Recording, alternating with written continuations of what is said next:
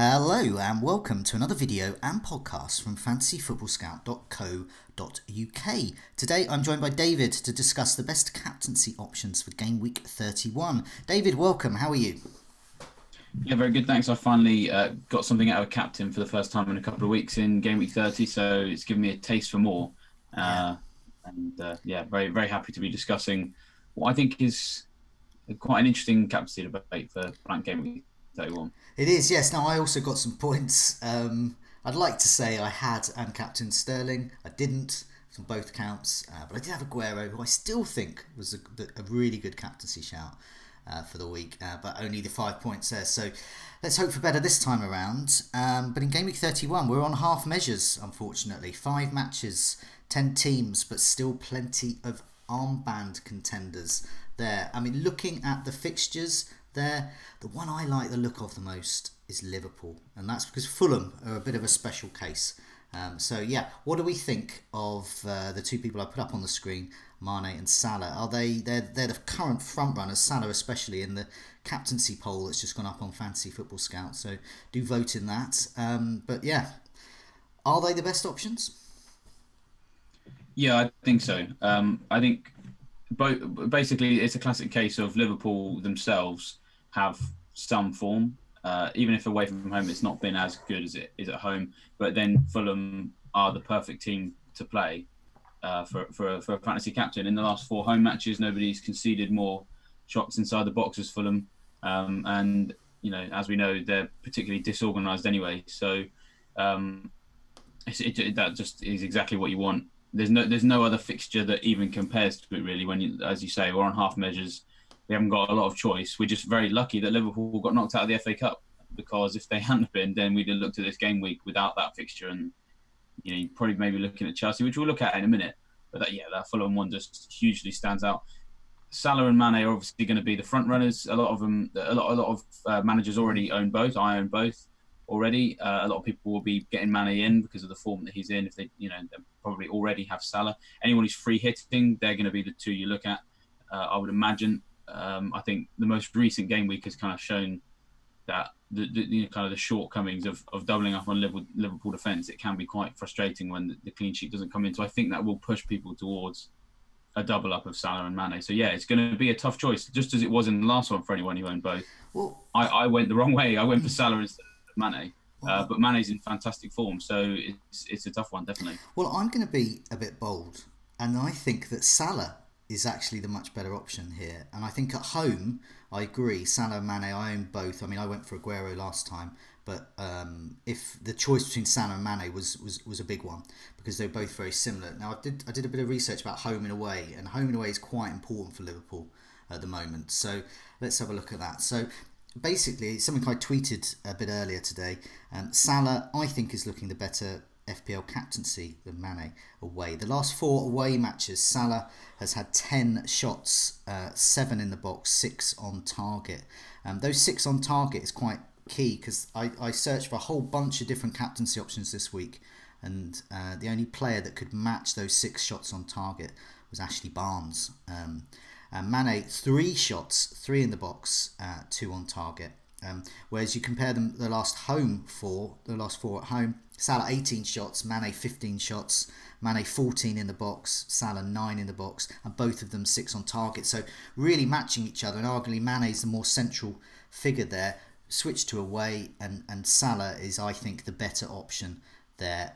I think he's on my goals imminent table. He was last week as well. He is very much due a goal. I do think this could be the one. I think Fulham, as you pointed out, with those home and away defensive stats, Fulham are a real special case. And I think it's almost like written that if Salah is finally gonna repay the faith in and all those people that have voted for him already to be their captaincy choice, I think this is the fixture for it. So I think Salah for me. It's not even a choice. I own both Salah and probably Mane, my vice. I think people know that. I think a lot of people are very aware that Salah has been quite unfortunate, even just regardless of where the game has been played. I think you always worry about a fantasy asset in terms of owning them if you're seeing absolutely nothing from them. So just one off the top of my head, Felipe Anderson right now, a lot of people not a big fan because he's not even having shots. He's not even making passes. He's not even in the right places. But Salah has been in the right places. Mm-hmm. And were it not for two very good tackles, admittedly, from Charlie Taylor in the Burnley game, he'd have had an extra 2 assists probably because, he was either through on goal with a fantastic square option or, all it needed was just a little nick off his leg and he could have had an assist for 2 more goals. He could have had the Trent Alexander-Arnold trophy for having a hat trick of assists in one game, and then that would have looked so much healthier coming into this game. So, it's just, as you say, his run of kind of unfortunate, luck in a lot of key moments. That's bound to end in a game where he's going to have, as many chances as he likes. He could probably turn and be like, "I'll have 10, please," and the Fulham defence will be like, "Yeah, go on then." Yeah, and they'll let him have it. So I'm reminded of the Gameweek 30 captaincy video we did before Gameweek 16. And we were talking then about the Bournemouth home defence, which then was very poor. And we were talking about Salah being unlucky not to score more. And he'd just come off 2 blanks in a row there. And hadn't really been doing much the previous weeks as well. The odd goal here and there. And I just reminded of that. Now, I don't know whether that's psychology around it and whether it tells us anything, but it just sounds like a familiar situation. So for me, Salah I think is the best one, but there is another really good fixture I think potentially for some other leading assets, and that is Chelsea. So we wonder if Chelsea's trip to Everton could be enticing for those backing the likes of Eden Hazard and Higuain. Not popular in our poll at the moment, but could be amazing captaincy differentials. Yeah, absolutely. I mean, I think the majority of people are going to go with the Liverpool players. As I think then that's understandable because Fulham are Fulham. People probably going to be put off, I guess, by Everton because of what they saw them maybe what they did against Liverpool. They contained Liverpool quite nicely, but this game doesn't really have quite the same level of importance for Everton. And historically, been a lot of goals scored between these two teams as well. And the other thing, Everton, they're second bottom for shots conceded in the box in the last 4 home matches. The only team to have conceded more is Fulham. Yes. Fulham are still way ahead, 48 they've conceded, Everton 37. So there is a big gap, but as we said before, Fulham are just in a league of their own. So Everton's still in a bad place. And actually, in those 4 home matches, Everton have conceded more big chances than Fulham. So and obviously those statistics include the Liverpool game where it was quite tight. So that tells you that in the other 3 within that last 4, that they were hemorrhaging shots, especially big chances. So definitely an opportunity for Chelsea, I guess. So I think for me, this is one of those games where the fixture is more appealing than the players. So obviously Hazard scored that that fantastic goal against Wolves, and that's all very exciting, and it's very easy to kind of think, well, yeah, he's gonna kick on now. But we have seen this with Hazard before, where he'll have an amazing moment, and then the next game just kind of be a little bit anonymous. And statistically, there's not a huge amount to kind of really excite me about their options too much. Although you might have something else that Well, I think Hazard and Higuain, given those stats that you've just been saying about Everton as well, they actually got 2 clean sheets over those 4 home matches as well. But as you said, those big chances conceded and the amount of shots in the box do indicate, often when we see that does indicate they've been rather fortunate there. It all depends on Chelsea. So if Chelsea are on it and turn up, I think their underlying stats, I think there's some promise there. Hazard, last 4 away, he's had 12 shots, 9 in the box, 4 on target, and over that period he's had 1 assist as well. So that indicates that he perhaps should have been getting some more attacking returns then. And Higuain, no slouch, just 3, last 4 away, but for him, because he's fairly new to the side, that's actually just 3. And that's 10 shots, 7 in the box, 3 on target. This is all good stuff. There's lots of shots there.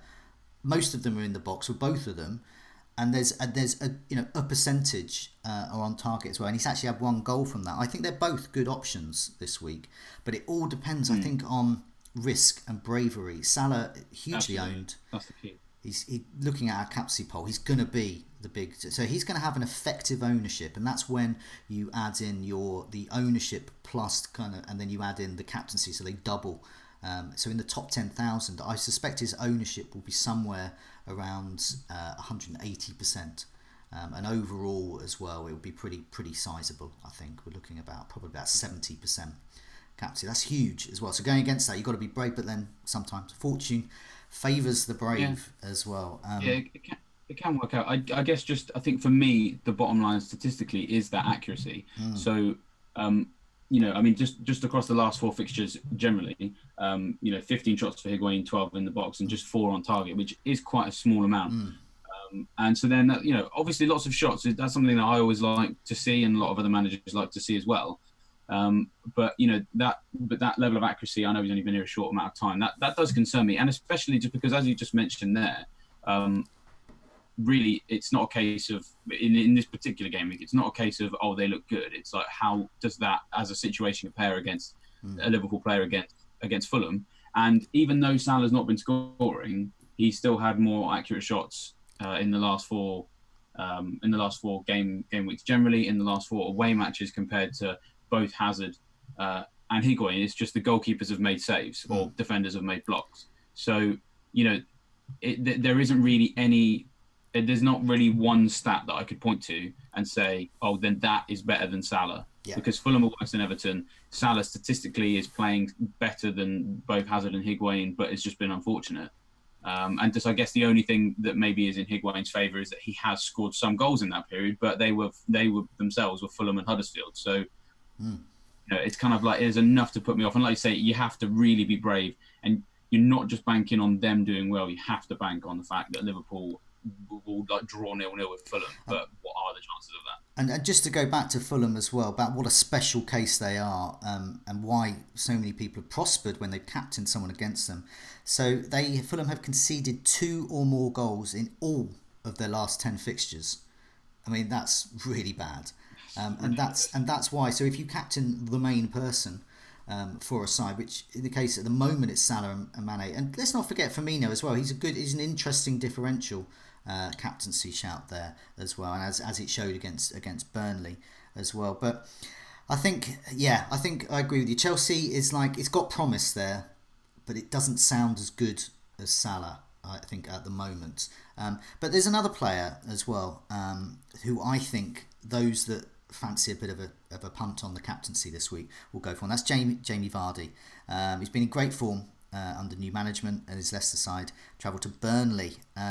Is he a serious challenger to the likes of Salah and Hazard? And are there perhaps any other Leicester assets that we should be thinking about with the captaincy? I'm suspecting not for the captaincy, to own perhaps, but not the captaincy. But Vardy, is he a pretty good challenger to the likes of Salah? I mean, I would expect him to kind of be maybe heading up the best of the rest when we see the final poll results. Because I think if you're going to free hit this week, for example, I think you go for Vardy. Whether or not he's a serious challenger for the captaincy, I don't think so. I think it's at Turf Moor where Burnley are much more capable of sticking everybody behind the ball and defending like defenders are supposed to, whereas Fulham aren't. So it's not, and Vardy himself strikes me as the kind of player that I don't know. There's still an element about him that's a bit Hazard-esque in that I don't know if I can always trust him, because we've seen, generally speaking, he's a bit of a top 6 killer. He loves doing really well against the big clubs. In those games where he's, you look at it and it's green on or blue, depending on which site you're using on fixture difficulty. They're the ones he tends to struggle in generally, because what he drives on is space behind defenders. And are Burnley really going to give him that? No. Possibly not. They're not really the kind of, even if they are perhaps error prone, like they were a little bit at Anfield, they're not. There isn't going to be space. Where the chances Leicester will come from will be, close range things. Which I'm not saying Vardy's bad at that, but what he is absolutely best at is chewing up the ground, finding holes and running into them. So if this game finished 0-0.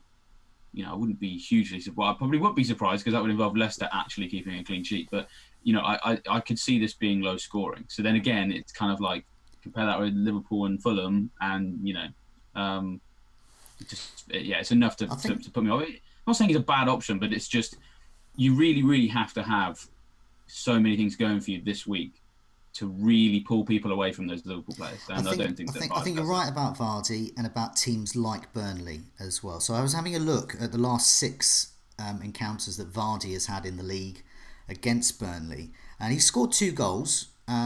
Which you look at that, that's okay. So he can do it. He can score against them. One was 2018 last year, and one was in 2015. And all of their other encounters obviously blanked in. So he's more likely not to score historically. I'm not expecting a huge score, but I do think he could score. So I think those captaining him, I think you're going to be, if you get 6 points, doubled 12 points, I think you can. That's probably the return I would expect from Vardy. That's what you should expect. Yeah. And also Burnley at home have been quite good recently. They have had their last 4 home matches. They've it's a tricky one here. So they've conceded 6 goals and had no clean sheets in the last 4 home matches, but they've only conceded 3 big chances, and only Wolves and Chelsea have conceded fewer than them. So their underlying stats are there, the promise is there, they're doing what they do. And this is the interesting thing about underlying stats with both these, with Vardy and Burnley as well.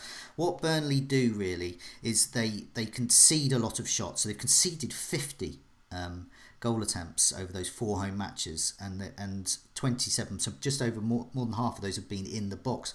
But around half haven't been in the box. They've been shooting from far, and that's why their big chances are low as well. And they've conceded 6 goals and no clean sheets there. So what they do, that shows what Burnley do with their defence there, and that's not ideally Vardy's game. Hence the fact that he has blanked in 4 of the last 6 against them.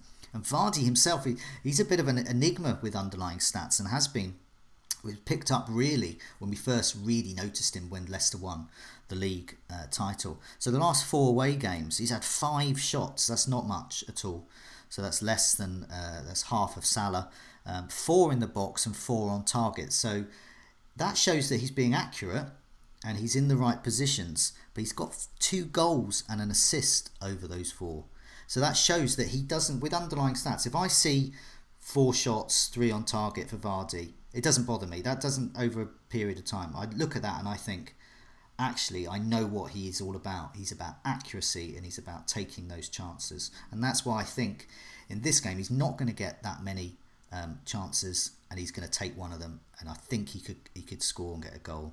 And it's probably why I'm not going for him, because I don't think I mean, it could be famous last words, but I would have to take a hit to get him in, and I think he would just about repay that. But I don't think I'll be a huge amount of profit. When he scores his hat-trick against them, obviously I'll be proven wrong. Just on paper, that's all we can go with, a bit of history on paper. Speaking of last game week as well, lots of people in the shop window there, particularly Bournemouth players. Callum Wilson was back. Ryan Fraser certainly passed their audition for our attention when they were away to Huddersfield. But are they strong captaincy contenders at home to Newcastle? Well, yeah, they could be. I think so. I mean, just in terms of what we discussed in there, I actually think they're probably stronger. I'd be more inclined to captain these guys, I think, than Vardy, just because when Wilson and Fraser specifically playing together earlier on in the season, they were fantastic. And you know, it's very telling that basically in all of the games that Wilson's missed with his most recent injury, Fraser did nothing, and then he comes back and there's a goal and assist. So you know, there's a big case to be made to say that Bournemouth are back. You know, they're ready to be involved in a lot of our fantasy decisions every week. Newcastle are capable of conceding a decent number of goals, and obviously the thing with them is that they are going to be missing Cher. He's suspended for 2 matches, and they might be missing Lascelles as well, because he had to come off with a knee injury against Everton at half-time, so he's being assessed for that. So there is a possibility that Newcastle are going to be coming to the Vitality Stadium, you know, historically a tough place to go and defend away at, without 2 of their centre-backs. Federico Fernandez is being talked about maybe having to come back into the team, and he's been recently left out due to poor form. So, you know, that's not really an ideal situation for Newcastle to arrive at Bournemouth in. So, that sort of factor could maybe, influence a few people if they're looking for, a nice differential. Yeah, Wilson is a player I like. He's actually my favourite of the differential captaincy options this week. I had a look at his last 4 home matches. So obviously he's been absent for a while, so these are the 4 home matches he's played. 8 shots, which is quite good. So that's on a par, getting to be on a par with Salah. there in terms of his away record, rather. 6 of those in the box, 5 on target. That's really good. That's really good. So he's accurate. He's in the right place as well. And this is the really key bit. Over those 4, he's had 3 goals and an assist. So unlike some of the others we've been talking about, so Salah, for example, with those 10 shots away, and I know it's Fulham, but he's actually only had one goal from those 4. Whereas you look at Wilson, and he's getting those really strong underlying stats, and he's delivering 3 goals and assists, and against Newcastle as well. I like him a lot. He's a player I'm definitely targeting. He may well be my vice captain as well, but I think he's a good one. But what about, I suppose, kind of best of the rest, really? I think it's good. This is a kind of good, depending on the psychology of the manager, they can be really keen to perhaps do something different, and they might be let down by Salah last week, for example. So are there any other, looking at the fixtures, any other strong captaincy options? Ashley Barnes, perhaps, or even Rondon? Yeah, I mean, I think, what people can really take it from, even if you're not thinking about these people as captain options necessarily, it's all very helpful if you're looking at free hit squads, because there are players who do stand a decent chance of scoring. So that, is worth thinking about too. Yeah, Barnes himself, I think, I've sung his praises a lot recently. His form has dipped a tiny bit. Obviously, they played Liverpool away, so that was always going to kind of influence him a bit. So last 4 game weeks, he's just had 2 shots on target from 10 total shots. So it's a little bit of a dip. But, Leicester's defence just seems completely allergic to clean sheets. It can even keep one at home to Fulham. So, I still see Barnes as the best attacking option at Burnley against a team that can't keep clean sheets. So strong case for him there. Rondon, I was a little bit concerned that maybe away from home he wouldn't be as much of an asset as he is at home. And he's got very strong statistics over the last 4 game weeks. 17 shots, 16 in the box, 6 on target. But is worth saying only 1 of those was an away match, 3 of those were home matches. But in that away match, he had 5 shots on goal, which was more than he had against Everton at home. It was more than he had at home against Burnley as well as West Ham. He had more shots on target in that game than he did at home against Everton, and more shots on target in that game as he did at home against Burnley. And in that particular game, over the last 4, that was the one that he had the most attempted assists in, most chances created, with 5. So there's every chance that Rondon could still do well in this particular game away at Bournemouth. But I would imagine that on the Scoutcast, we are probably going to be talking about Bournemouth defenders. So, for lots of good reasons, which we'll probably go into more detail then. So that would probably, put me off him, in terms of a differential captaincy, just because Bournemouth do look capable of keeping a clean sheet. But he's certainly a player that, I own. He's going nowhere. Definitely going to be starting him this week, and people are going to be signing him as well, because he is a player in form, in my opinion, both statistically and in terms of goals and assists. So. Yeah, I think, it is worth talking about. Bournemouth's defence at home has improved recently, but yeah, this does look like it's going to be quite a goal-fueled game. Ashley Barnes, I just want to come back to. He's actually been pretty good at home. The last 4 home matches, 16 shots there, 14 in the box, 6 on target. So out of all of the things, all the players we've mentioned so far, whether they're home and away, wherever they're playing, Ashley Barnes is actually top this week in terms of where it is. 16 there shots and 14 in the box, and 6 on target. So Salah's 6 on target as well. So he's on a par with Salah in terms of accuracy for this week's matchups. I think, and also the important thing is he had 3 goals over that period as well. So like Wilson, he's delivering. So I think Barnes is a really strong differential captaincy option there. It's also, you mentioned Leicester being poor as well. They're particularly poor on the road. They've conceded 10 in the last 4 road trips. Only Chelsea have conceded more over their last 4 away matches. And they've obviously had no clean sheets over that period as well. Ashley Barnes, you had him in for a while. He's still there. I'm fairly new to him, but I do enjoy owning him as well. Yeah. And I think it's not for me. I always have to caveat this. As people know, I'm a boring, dullard manager. I will go with the expected. But if I wasn't, it's these players, Wilson and Barnes. These are the ones I'd be looking at. I think they could do some damage this week. But for now, David, thanks so much for joining me, and good luck with the game week. Cheers, and to you as well.